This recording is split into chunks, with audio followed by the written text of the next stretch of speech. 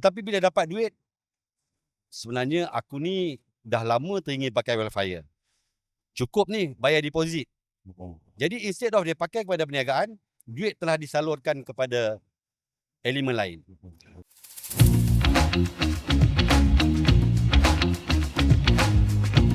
Yang paling penting adalah disiplin diri. Baik.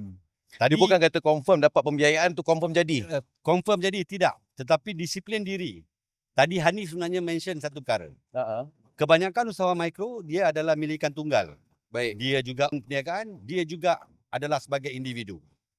Yang kita nampak berlakunya ketirisan cash flow perniagaan kepada perbelanjaan peribadi. Baru dapat pembiayaan, sebenarnya nak kembangkan perniagaan. Tujuan dia nak tambah, improve dapur, nak supaya boleh tempat masak lagi Increase better. production lah. Untuk cover balik whatever demand yang ada. Tetapi bila dapat duit, sebenarnya aku ni dah lama teringin pakai welfare. Cukup ni bayar deposit. Jadi instead of dia pakai kepada perniagaan, duit telah disalurkan kepada elemen lain.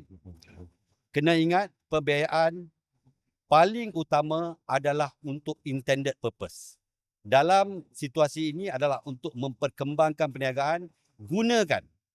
Daripada situ, generate lah revenue, generate lah untung. Daripada untung yang ada, gunalah untuk tujuan peribadi. Ya.